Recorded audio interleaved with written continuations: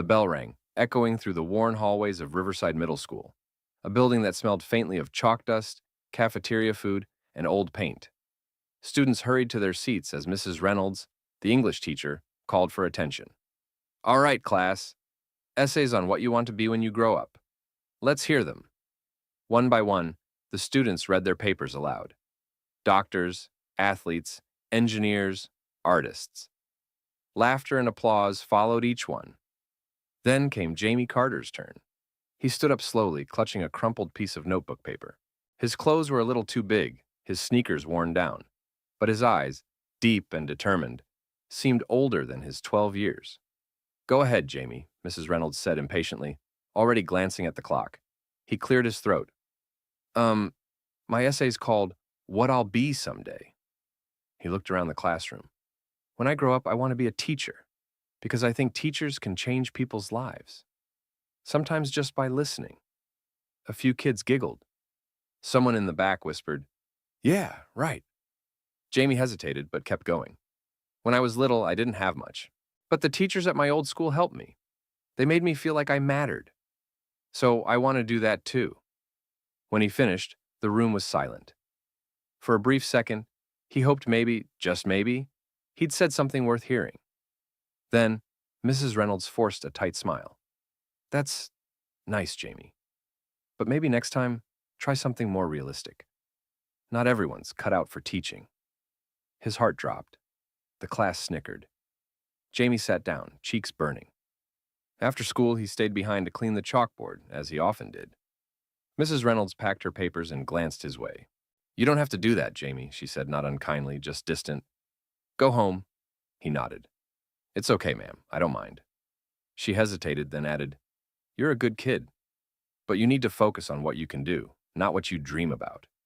Jamie forced a smile. Yes, ma'am.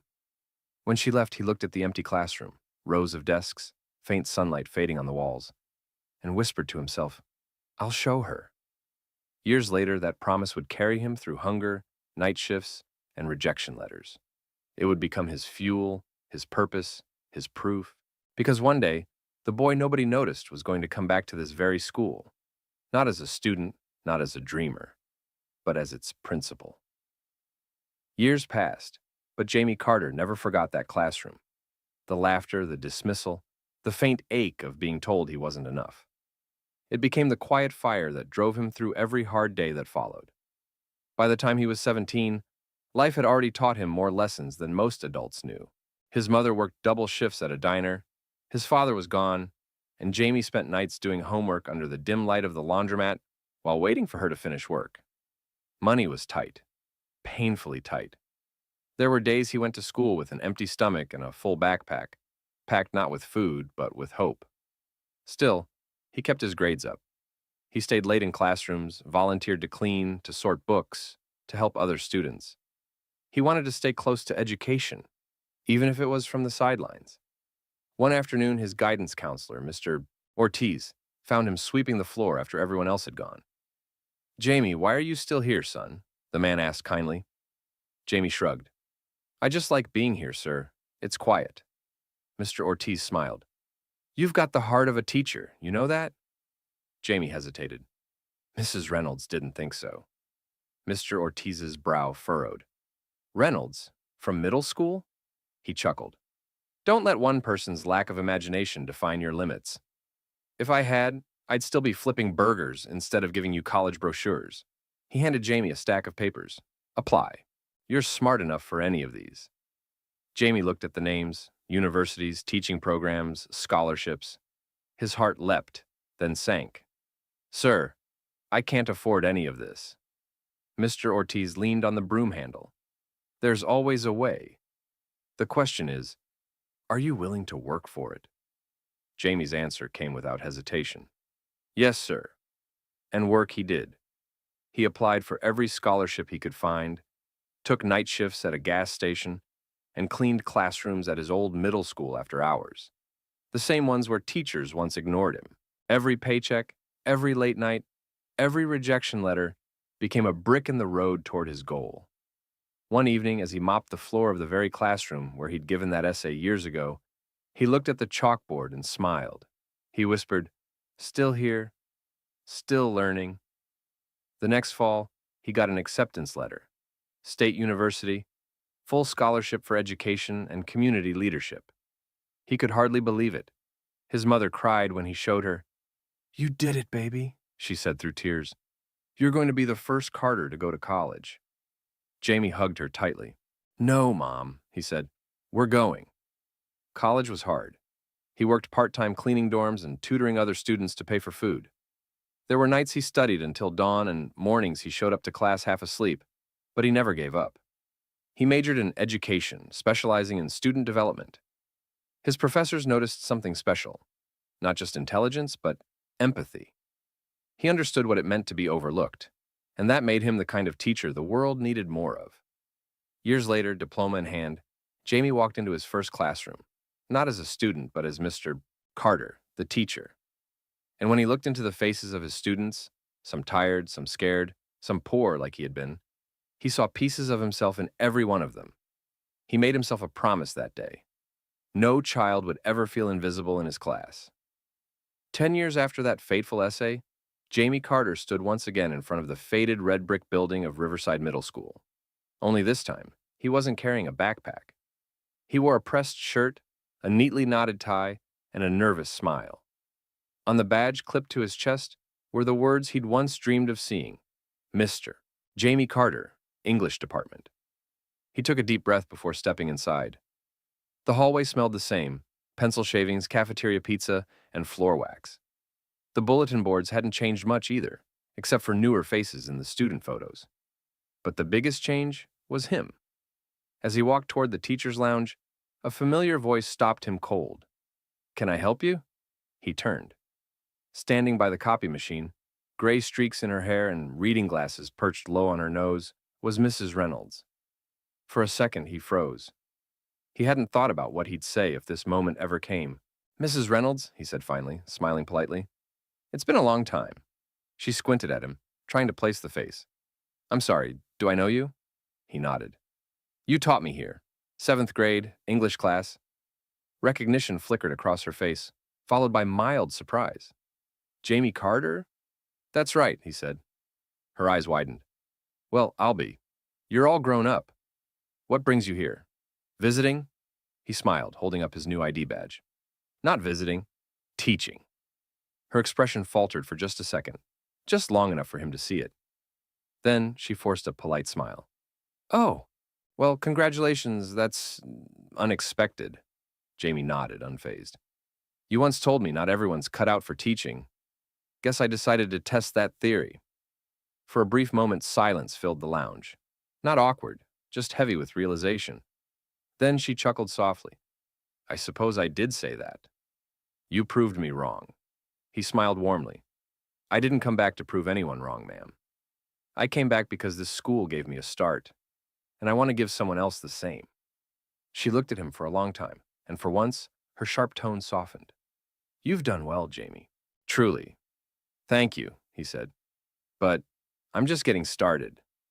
The next day was his first class. The students were restless, distracted, the way middle schoolers always are. Jamie stood at the front of the room, looking at their faces, curious, skeptical, some already half asleep. He smiled to himself. "This is exactly how I started," he thought. He picked up a piece of chalk and wrote on the board, "Who do you want to be when you grow up? And why?" The class groaned. "Another essay?" someone moaned. Jamie grinned.